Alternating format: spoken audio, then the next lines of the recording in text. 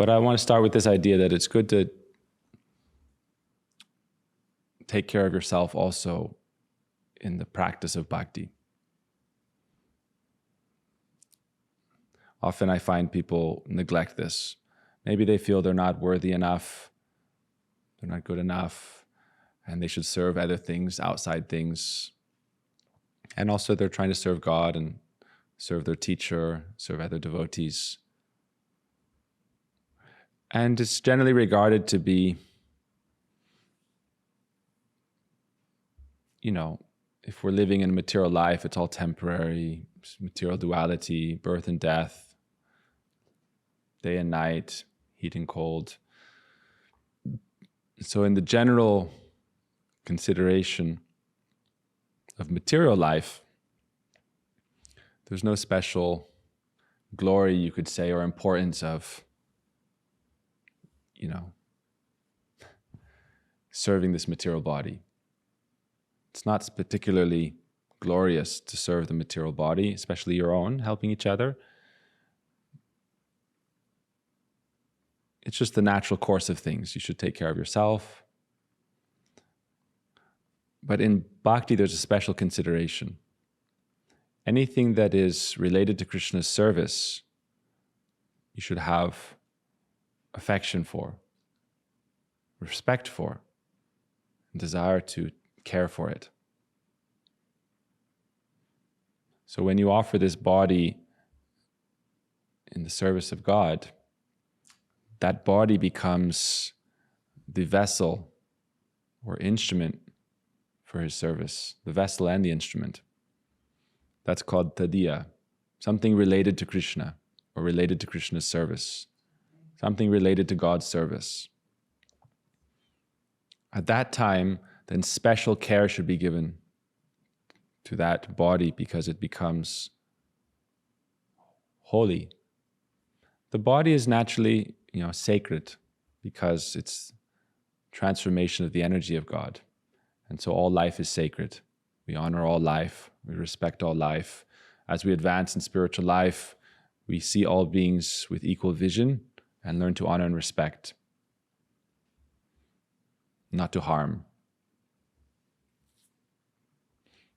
But especially when we are using our body in service, then the devotees teach the importance of caring for that body, which is instrument in the service of God. That becomes anukul, favorable in bhakti.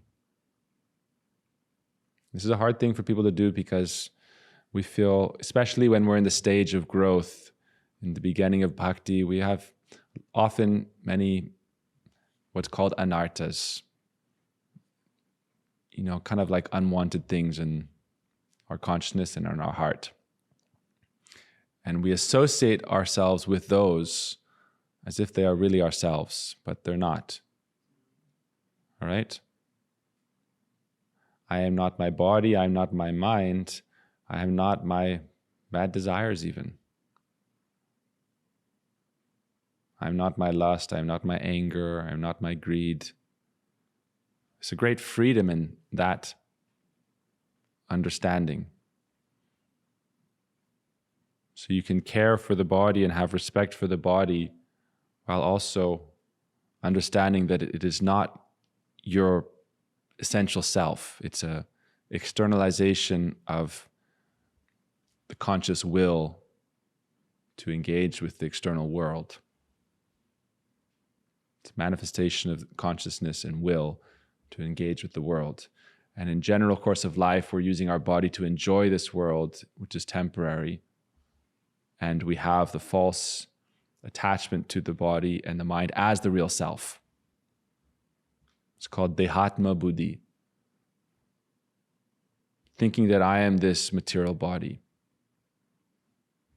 And then if we are very attached and we're always, polishing, my mentor in India calls it polishing, molishing. Polishing, molishing the body. Malish is like massage in Hindi. So to polish and malish, I've been in India for many years, but we would go on begging alms every 12th day of the lunar fortnight, Dwadasi, the day after we fast. And we go and beg a few grains of rice and dal and sugar and oil. People collect it and they want to give it to the temple. So it's a service that the monks do, is collecting the alms that people prepare and save aside. The first things they get with their earnings, they save a little sugar, a little rice, a little dal. If they eat vegetables, obviously they eat vegetables, so a few potatoes, whatever vegetables that, they go shopping, they save a little bit of everything, 1%, 2%, and then every 2 weeks they give it. The point of the story is that, you go in the morning time, and sometimes it takes us like 3 hours. So I remember I would go on this particular route, and early in the route, there would be a man who would sit outside and, bathe in like the public street. They're very, it's like a village, they're all friends. But he would be in the morning, with soap, polish. And then I would go for like 2 hours and then come back and he would still be polishing. It's like you get mustard oil and you do this for like half an hour, and then soap, and then first bath, and then second bath, and then sun bath. So, this can become over the top, right? And it can become self-indulgent. But it's specifically if we are considering this body as our self. But if we see it as an instrument in the service of God, we call the body a temple. That's why we put the tilak markings. This marking we wear, it signifies that we are offering this body to God in service, and then it becomes his temple. And he is seated in the heart, along with our spirit.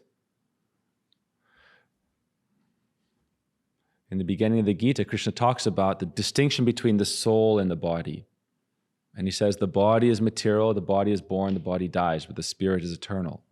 And yet the spirit is embodied in this physical form. There's no special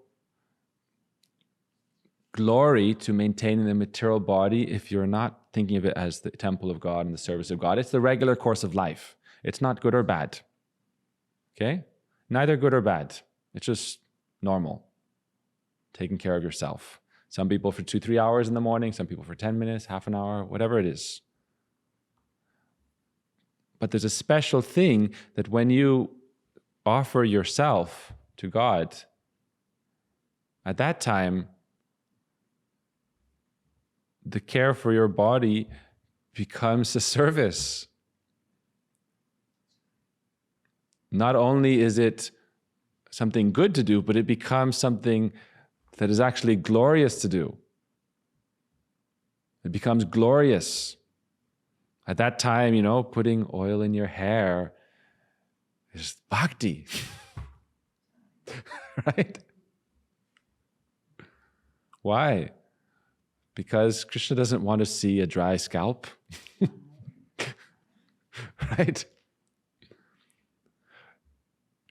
But it's about your intention, your attitude. If it's an expression of your love for Krishna, that it's also, Krishna is parental.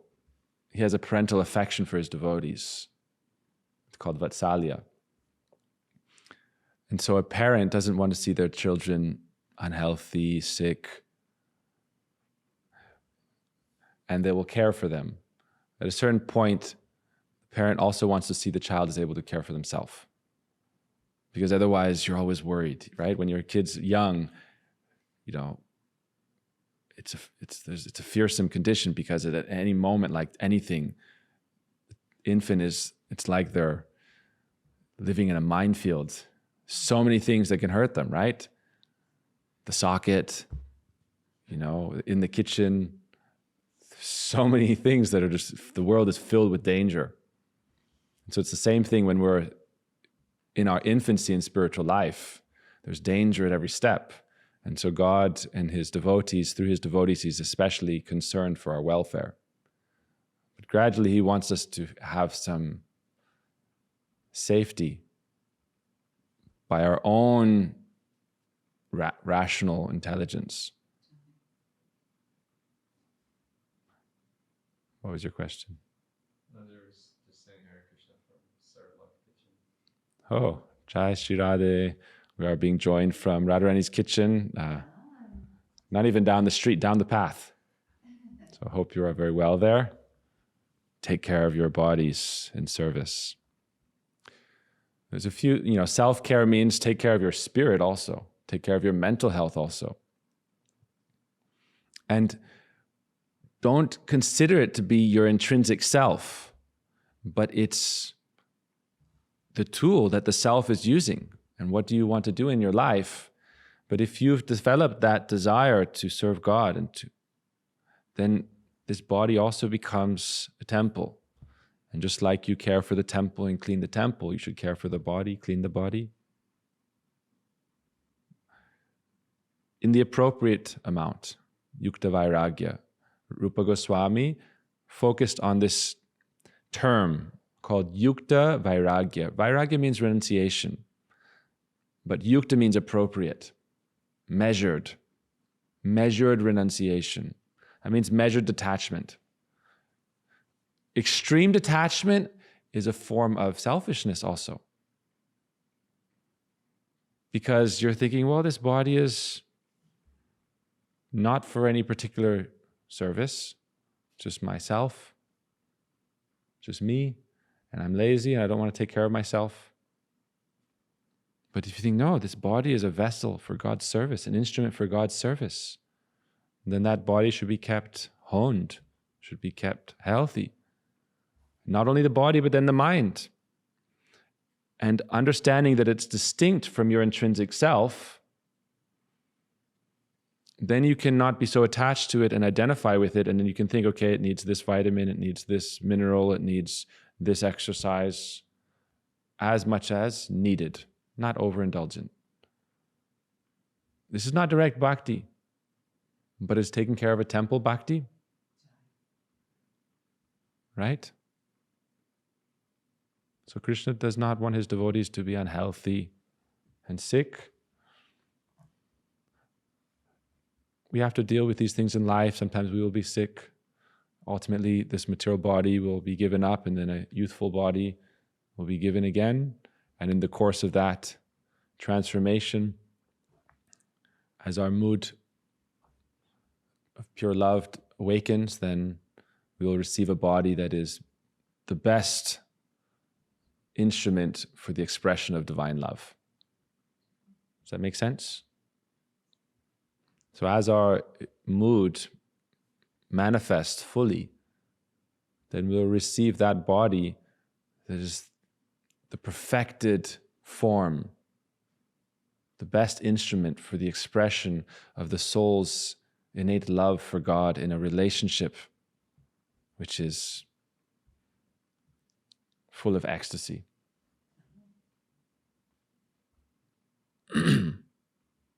There's a very interesting point that is raised in the beginning of this book, Bhakti Rasamrita Sindhu Bindu, a drop from the ocean of pure love and devotion.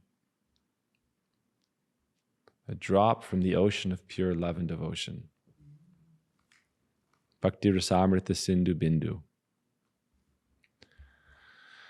Within each soul, there is a particle of bliss. All right? There's a particle of bliss within each soul. And that particle of bliss is the quality of the internal energy of Krishna, Sri Radha. All right?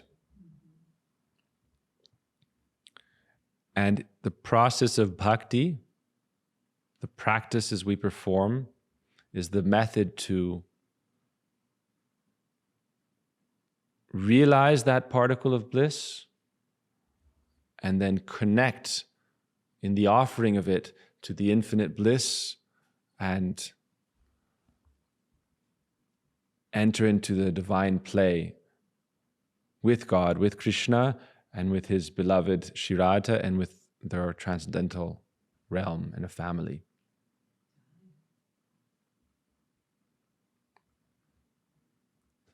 So all of the practices we do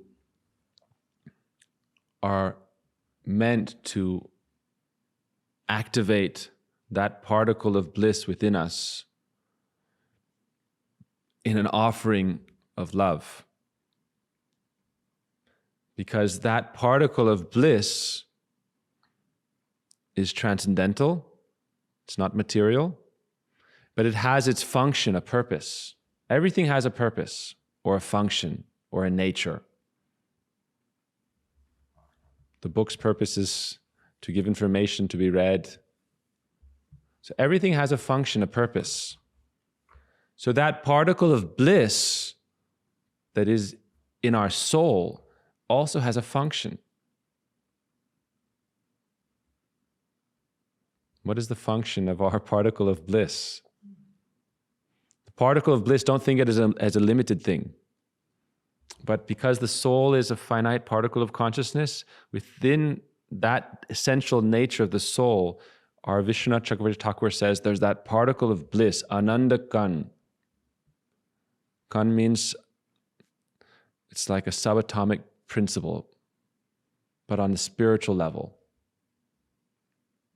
And Ananda is the bliss. So that bliss resides within the very nature or the fabric of every spirit soul. What is its purpose?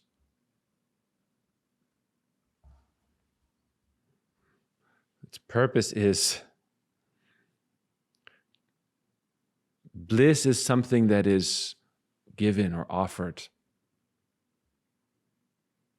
You're offering your joy, sharing your joy with the object of your love. It becomes a loving exchange. So the purpose of bliss is the exchange of love, the expression of love. That's the nature of bliss. Bliss isn't an isolated thing. So this is the topic, is, how do we reciprocate with God? I was discussing this with a dear friend. How do we reciprocate with God? That is the nature of the self, the reciprocation of love, of loving exchanges with the abode of our love, with the object of our love. So that particle of bliss that is in our nature, its function, its nature, its purpose is the exchange of love with its source.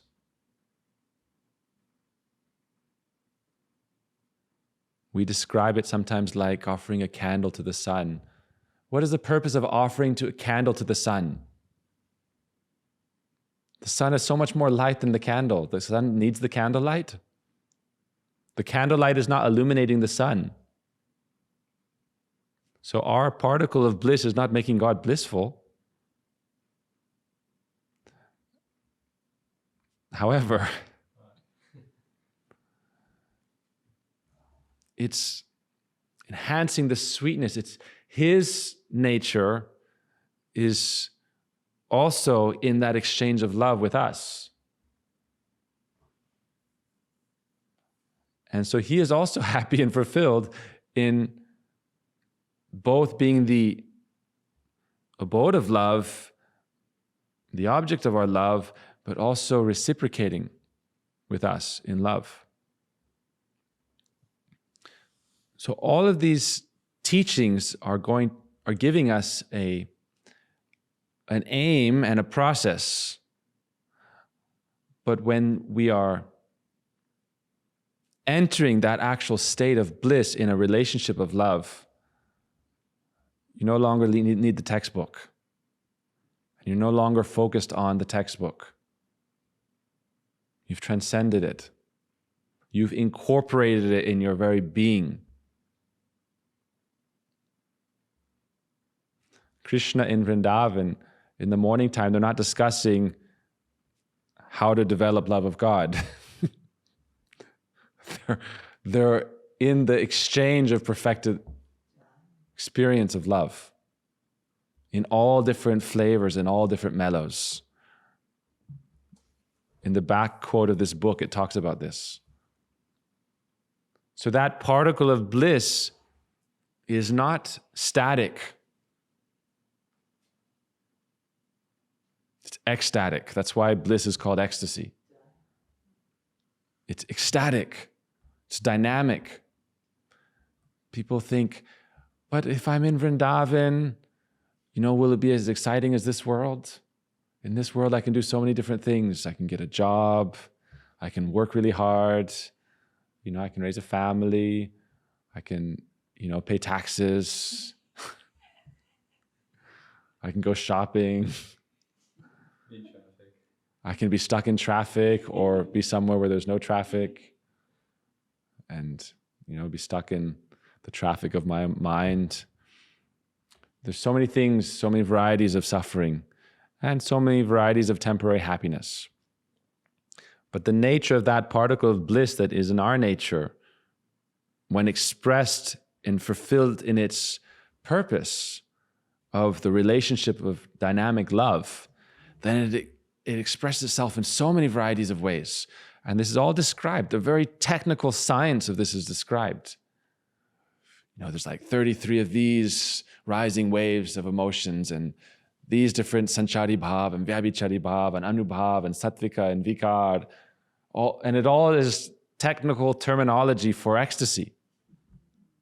So many, gradations of that and so many flavors of that and so many expressions of that.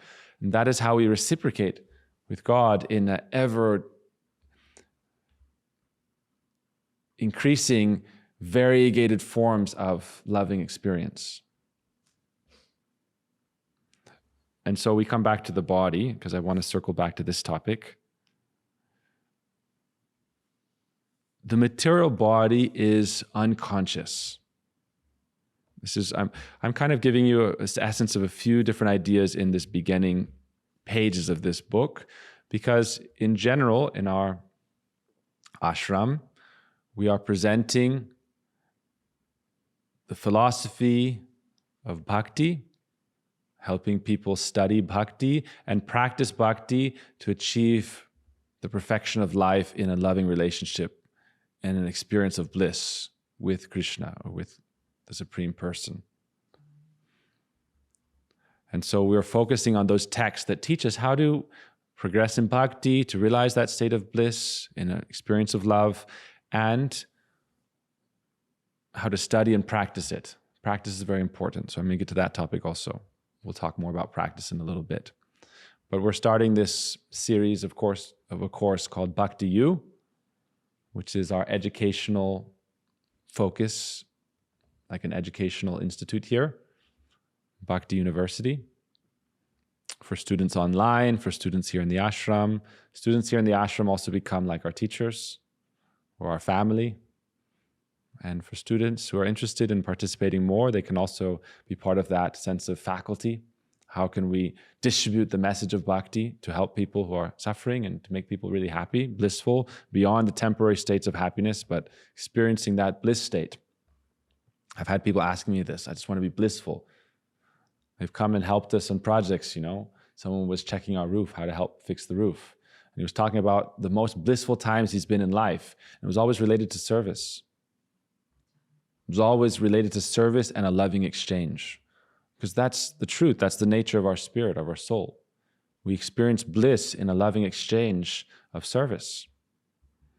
But it's temporary in this world. And when you're doing that directly with Krishna or with his devotees, it's eternal and it's fully ecstatic. So the body is unconscious, okay? This is the first thing to understand. But the spiritual body is conscious.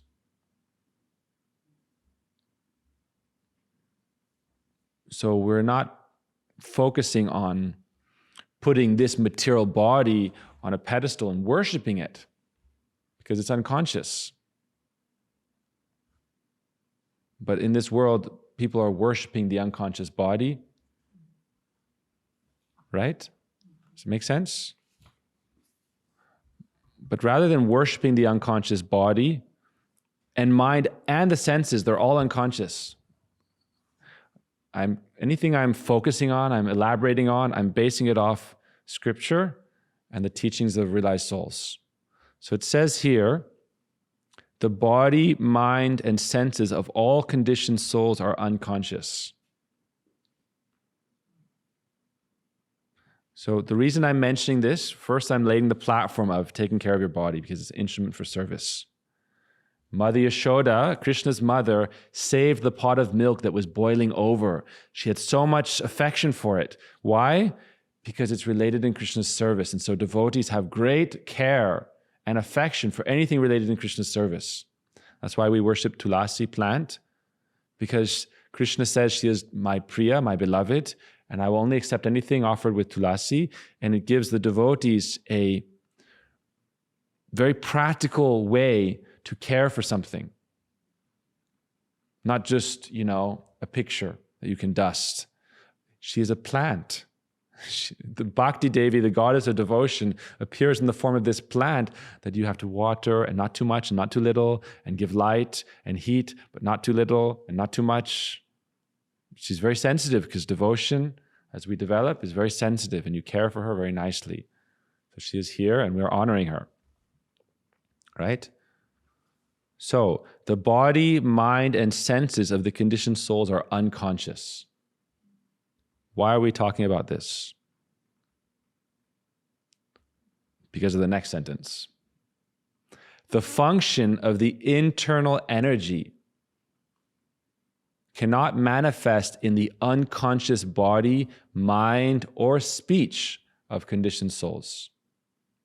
So we're getting into some deep kind of philosophy here.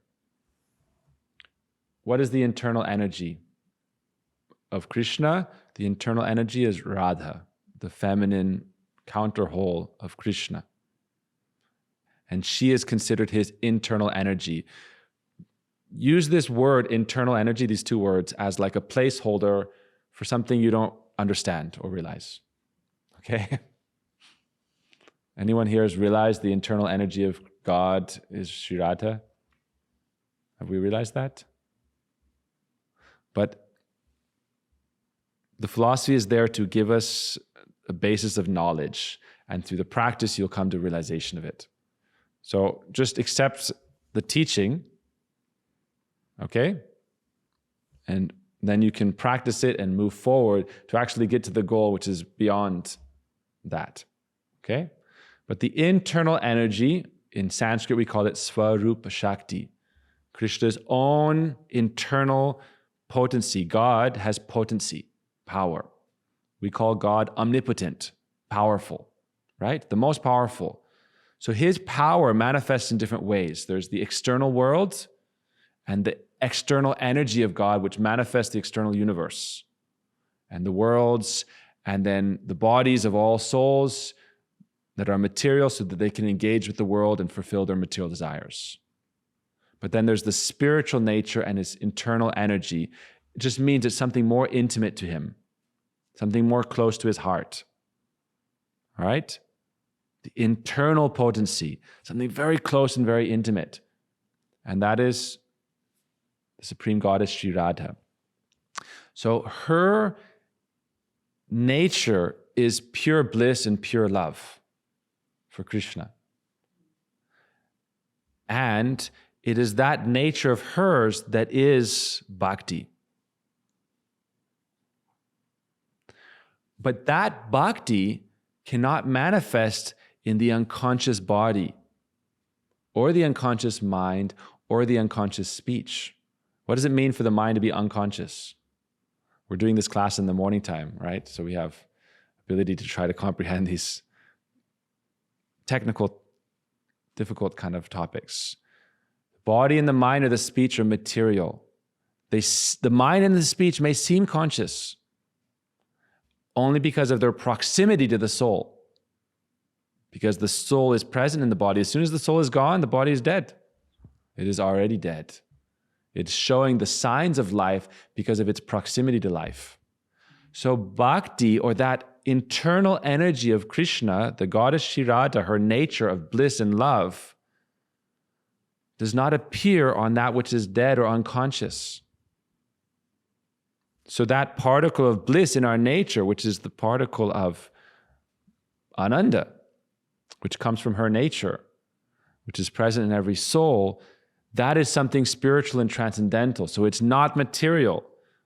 That means the process of bhakti does not manifest in this material body. So our process is to go to that state of the realization of bliss. You didn't sleep enough at night, huh? You can stretch.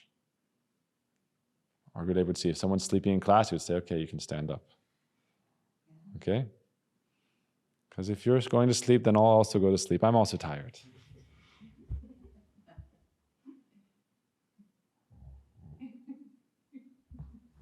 All right? Self-care means to sleep enough so that when you're not meant to be sleeping, you can be awake. All right? No problem. I know it's anyhow.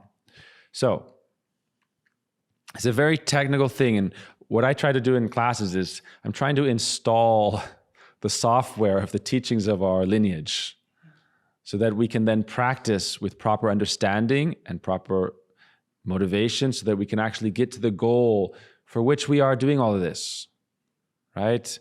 Wearing these clothes, putting on these markings, chanting on these beads, worshiping the deities, doing arati, all these things we are doing, we're not doing it to maintain the unconscious body. We're not doing it to maintain the unconscious mind and the senses and have a sense of fraternity. That's not the purpose of our activities. Fraternity, community, those things are helpful serving the real goal. Community, fraternity, all the external symbols and markings, the external association, the devotee, these are all helpful in helping us attain the goal. But without understanding and knowing the proper process and the proper guidance, how are we going to actually get there? So therefore, I'm covering these topics on the text that relate specifically to bhakti, because the scriptures cover so many topics. But I'm going to focus now for the next section of top classes specifically on the teaching of bhakti, the study of bhakti, the nature of bhakti, the development of bhakti, how we can realize bhakti, how we can come to the perfected stage of bhakti, so that our stay here and our time practicing as Krishna devotees becomes successful. All right? So understanding will help. So Radharani's essential nature, which is spiritual, that internal energy of divine love, does not manifest in the unconscious body. It's a quality of the transcendental nature. All right? So we'll keep reading. Because of the causeless mercy of Krishna, who is an ocean of mercy, or the mercy of Krishna's great devotees, the nature of that eternal energy begins to manifest. She's like, okay. Subtly, slightly, in the body, mind, and words, even though they are material, of the devotees who have taken shelter of the lotus feet of Sri Guru. Because of the causeless mercy of Krishna, the ocean of mercy, or the mercy of his topmost devotees, the function of the internal energy, who is Shri Radha, her function, her nature of pure love and bliss, obtains identification with this body, mind, and words of the devotee. The example is iron and fire. So the body that we have taken care of nicely, we've brushed our hair, we put on tilak, we've stretched enough to stay limber, to be able to be mobile. I say, what is a body without legs? It's just like a mind. We have to have mobility. Everyone wants mobility. Arms, legs, right? We want mobility. So we've taken care of our body and we're practicing bhakti. So It's a very important understanding. The nature of that complete blissful state of Radharani, which is to achieve the perfected state of reciprocation with Krishna in love. Ultimately, that leads to the attainment of a transcendental body, not just a kind of unincorporated state, like a ghost. The perfection of life is not to become a ghost. We are seeking the highest incorporation, the perfection of the spiritual form, through that awakening of the principle of bliss, through a connection with Srimati Radhika, and then we come to that state of a loving, blissful interaction with Radha and with Krishna as a spirit. That is the secret of when we chant Om, when we chant Kling, it's Radha, Krishna, and me. Radha, Krishna, and us. Radha, Krishna, and everyone. Radha, Krishna, and me. Radha Krishna and myself, then Radha Krishna and my friends, Radha Krishna and my family, Radha Krishna and their supreme reality and all their associates. Okay? So we're going forward like half a step at a time. This subject will be described more clearly ahead.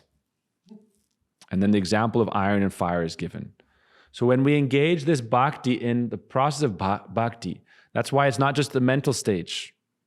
It's not just the mind that is doing bhakti. We engage the body. We take the body to the holy places.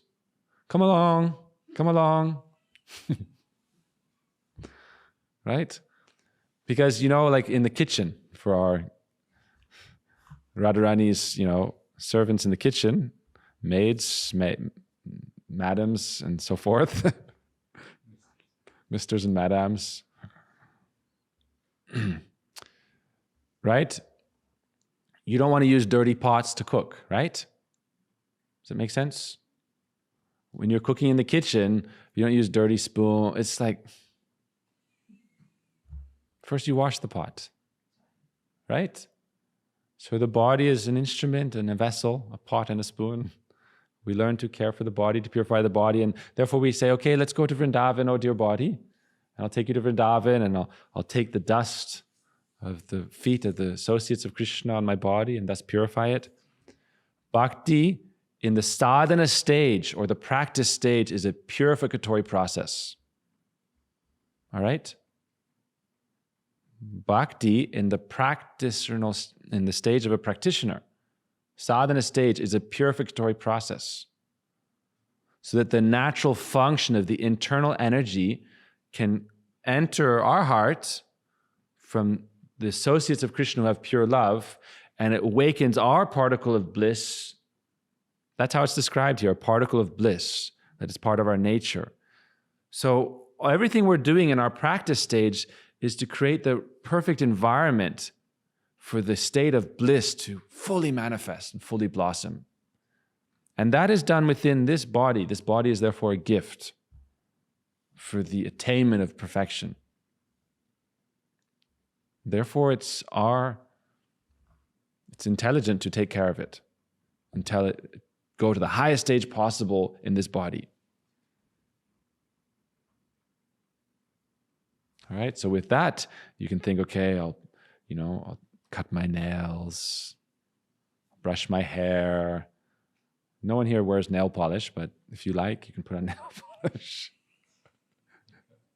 No problem. It's said that the gopis, with their transcendental bodies, they make sure that they dress very nicely. Why? Because they know it's pleasing to Krishna. Our Gurudev in India, he would tell ladies, his disciples, don't try to dress too attractively, because then many dogs will come and bark around you. Bark, drool, so many different things. One time Gurudev said you should keep some tissue coming out of your pockets and always do gross things. So that,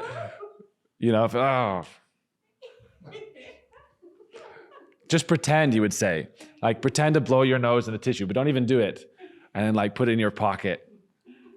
And when like some boy comes around is like, really lusty, you just bet.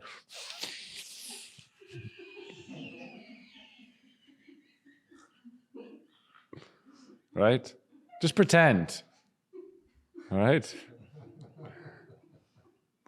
Because our bodies, our souls, for Krishna's service, not material life.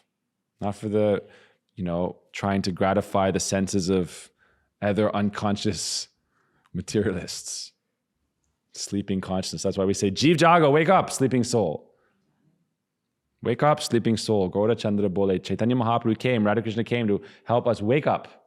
So we're talking about how we can wake up and how we can come to the state of completed bliss. So we care for the body, but we also don't try to enjoy the material senses with other material bodies only as much as is necessary for the maintenance of life. That's Yukta Vairagya. So that we can, and we keep our body, just as bhakti is a purificatory process in the practitioner stage, so in the same way we should care and purify for our bodies, because this is the instrument with which we can actually progress by the power of our consciousness and by the mercy of Guru and Krishna. Now, as we practice bhakti, what are the main practices of bhakti? Hearing about Krishna, doing kirtan, and meditation. So that's why when we do kirtan, we should also learn to meditate. And in the morning, when we're doing the morning arati to Thakurji, we meditate. We hear the words and we meditate on the meanings. And we try to enter absorption in that meaning because it's a very sweet meaning. People think, every day we're doing like this same song. Every day we're like waving incense and a ghee lamp and ringing a bell and offering flowers. And we're doing it early in morning time. Why do you do it, when we're like in the afternoon? Oh, we also do it in the afternoon. Why you do it in the evening? Oh, we also do it in the evening. Why you do it at night? We also do it at night. And we're also going to do it after this class. But why? If you're just doing it externally, it's called Vaidhi Sadhana, rules and regulation. But when you do it with mood and with understanding of the meaning, it's very sweet. Every day, every morning, we're waking the divine couple with a love song, talking about how they wake up in each other's embrace of pure love. And so we don't forget, what is the aim? What is the goal? The goal is not to sit here just discussing these things. The goal is to come to the experience of the pure loving reciprocation with Krishna by the potency and mercy of Sri Radha and with Sri Radha. And that is Krishna's own nature and desire. And so we are, as a soul, offering ourselves to Krishna because he wants us to be blissful, and also he is enjoying our offering of bliss to him. So in that stage, it becomes rag, spontaneous attraction and desire and greed and love in the spiritual realm. Not material greed, spiritual greed. Not material desire, spiritual desire. Not material attachment, spiritual attachment. Not material attraction, spiritual attraction. We don't negate material life with the negation process. That's why we don't condemn, this is that, and you're sinful, and you're doing this, and you're doing that, and you're bad, bad, bad, bad, bad. I'll give you a funny example. There's a mother, and she was always chastising her boy. Donkey boy. Donkey boy. Just braying and hollering like a donkey. Again and again, again and again. For years, she was conditioning him to feel bad about himself. And then when he came of age, wasn't doing good at school. He came home and he got bad grades, D. He got a D. And she said, you got a D, donkey boy. And then he said, I'm sorry, donkey mother. Hey, how dare you call me a donkey? I learned this word from you. And if I'm your donkey son, you are my donkey mother. Right? So we are not progressing in bhakti by a process of just ridiculing and criticizing ourselves and others. Bad, bad, bad, bad, bad. Bad. Sheep. We're not sheep preachers. Bad. Bad. No. We follow the cows. More bhakti. More bhakti. Not bad. Okay? Okay, Mangala? We're not Vrindavan? Anybody? We're not sheep. This person is bad. No. More bhakti. More love, more devotion, more bliss. Okay? In the early morning, the peacocks are calling, Kika. What are they saying? Oh, they're talking about beautiful, positive things. Who is Radharani, who has captured the heart of Krishna Hari, who is the attractor of millions of cupids? How beautiful is she? How charming is she that she has stolen the heart of Hari, the great thief of everyone's heart? Hari means the thief of everyone's heart.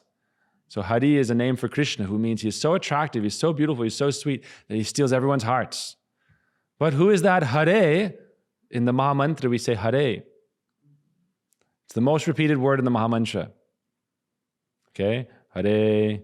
We'll do the Radharani side and then Hare Krishna, Hare Krishna, Krishna Krishna, Hare Hare. It's even right now. Hare, Ram. Hare Ram, Ram Ram, Hare Hare. 4 Rams, 4 Krishnas, 8 Hares. So Hare is the name of Radharani who steals Hari's heart. How powerful is she that personality, am I right? Everyone's checking on me now. Okay, let's try it one more time. Hare Krishna, Krishna Krishna, Hare Hare. Hare Ram, Ram Ram. Yes, but there's 4 Rams, 4 Krishnas, 8 Hares.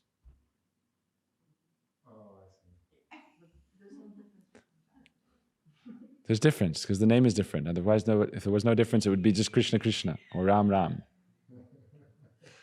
Ram is a name of Krishna that means specifically the beloved of Radha. Radha Raman are deities. So it's Krishna in relation with Radharani. So it's like 8, but those 4 Rams Radharani also gets, so it's 12 to 8. Okay? There's like a +1 with every Ram, because it's specifically referring to Krishna in relation to Radharani. That's not my commentary. This is all our Goswami's commentary. Rama means Krishna, the lover of Radha. Krishna, the beloved of Radha. That is Rama. Rama means the lover. That's what it means. So who? Radharani's. Every gopi is just the expansion of the mood of Radharani. So Krishna is only the lover of Radharani. He is Radha Kanta, the lover of Radharani. They are in that eternal relationship of love. So with every Rama, there's a +1. It means Radharani is included. It's Radha Raman. And Krishna, with every Krishna, what does it mean? Krishna is the all-attractive one. He is attracting the heart of Radharani. What? Krishna is also a name for Radharani. Krishna with a long A. The point here is not who is greater, who is lesser. They're both perfect and they're eternally whole. One. 2 sides of the same essence of Godhead. Okay? The point is that how do we achieve Bhakti Ras? This is the point, all right? Not just to focus in our spiritual life on the negative.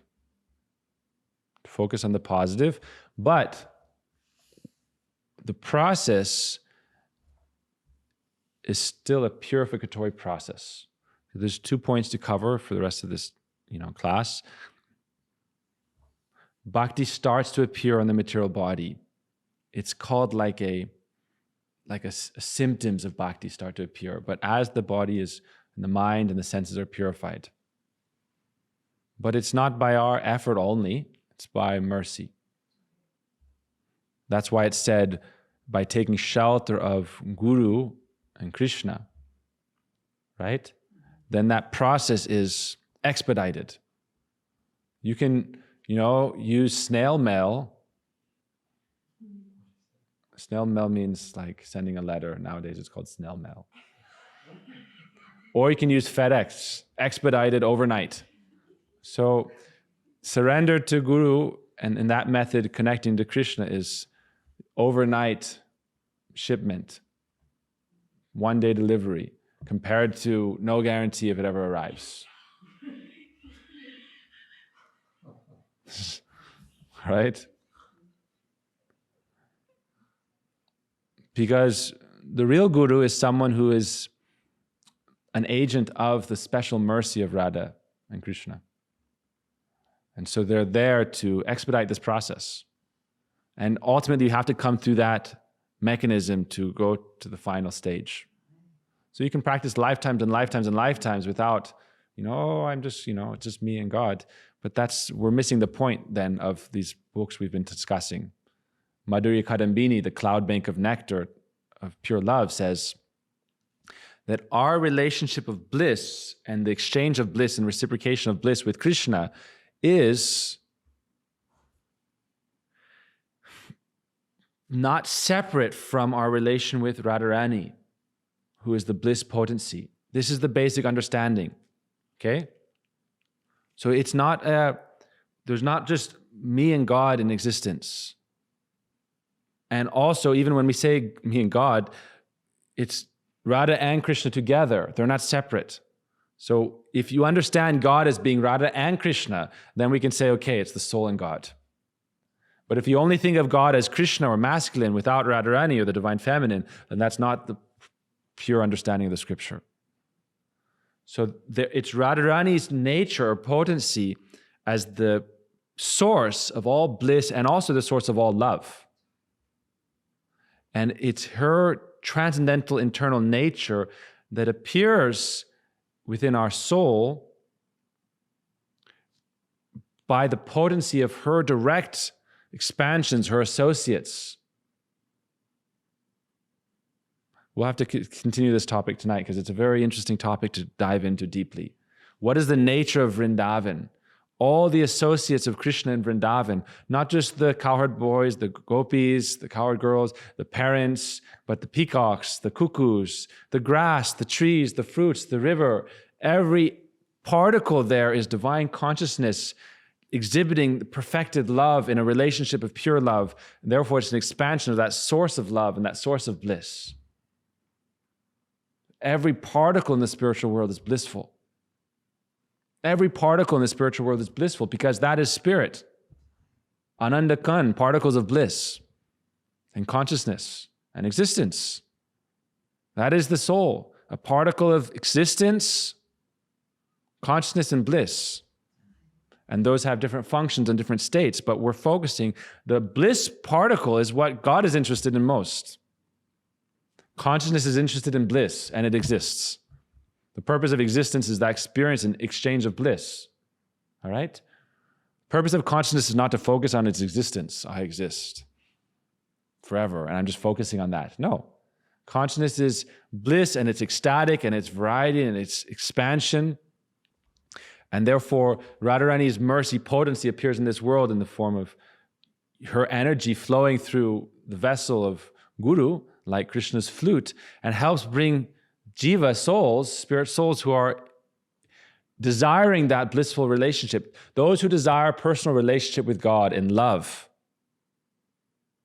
Then they end up coming in a line that can bring them to the highest perfection of that loving relationship.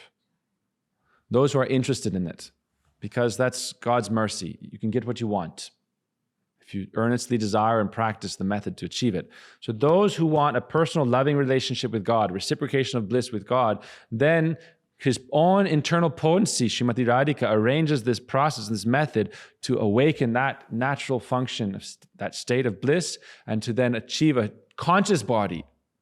That's the only difference. We're in an unconscious body that has the signs of life because of its proximity to the spirit or real life. But as we progress in bhakti, that transcendental energy, by the shelter of Guru and the purificatory process of bhakti, it's like some, particles of that, some sprinkles of that. Like if you look at, there's a sunny day outside in the window and you see the mesh and like these little light particles or dust particles are like filtering through. But then the light changes, you can't see it. So bhakti starts coming into this body and then starts to churn and awaken, and then the symptoms of bliss will start to develop. But that process, what it's doing is we are transforming, or it's the ultimate caterpillar into the butterfly metaphor, right? In the cocoon of our practice of bhakti, we are being nourished by the ingredients of bhakti rasa. All right? We are being nourished by the ingredients of bhakti rasa, by the foliage, the leaves of bhakti rasa, as we are practicing very seriously. And that spiritual nourishment, annamaya brahma, manamaya brahma, vijnanamoy, anandamoy, that kosha, or that special infusion into that sheath of the self, the kosha, is inspiring, enlivening, enriching our body until it is fully blossomed. Then where's the caterpillar? Oh, it's just a butterfly. Right? I was that. What am I now? But the distinction here is that will occur, the butterfly stage in this life, eventually the process is that you'll receive that fully conscious spiritual body that is composed, every particle is bliss. Not just this little particle of bliss within my spirit. That body, every particle is bliss. And is perfectly suited for that exchange, or the reciprocation of bliss with Krishna, which has many, many varieties. Laughter, mercy, tears, wonder, sweetness, madhurya, friendship, so many things we're going to discuss in due course. But we purify through the process of hearing, of kirtan, meditation, so that that function of the natural state of bhakti can start to manifest in the body, mind, and senses by the mercy of Krishna's associates. And then it can lead us to that fully realized state of perfection in the spiritual body, which is natural. The soul is never disembodied. It's either in the subtle body, or in the gross body, or in the spiritual body. So we want to go from the physical to the subtle to the spiritual. Spiritual body, which is the natural body, the real body, the proper body. And it's the seeds, the blueprints of that are within our essential nature. This is the teaching of Vishwanath Chakravarti Thakur and all our gurus. All right, so we'll try to wind up. All right. By the mercy of Krishna, the tendency of pure devotion, which is the internal potency, becomes tadatma with the body. That means it achieves a form of oneness with the body. Mind and words of the devotee, and then acts through them. So instead of acting on your material desires, which is everyone acts according to our desires, otherwise there's no reason to act. But at that stage, we're not acting according to our material desires, we're acting by the spiritual potency of bliss. The body becomes the expression of that blissful state. And then we experience the bliss of bhakti in the stage of development, leading to the fullest stage. This begins ruchi, taste, ashakti, deep attachment. And rati, deep attraction, starts to develop. So we'll continue discussing this. All right, so we went over this topic. Take care of yourself, because this is the body you have, and you shouldn't waste the opportunity. We don't know. This human body is a great boat that can take us over birth and death, the ocean of birth and death. But in the spiritual world, Radharani, Krishna, and their associates are engaged in that expression, experience of love in many varieties of pastimes and moods. So therefore, we hear about their pastimes and develop attraction for that, but it helps to understand the process. Okay, we start to understand the process of development. Okay?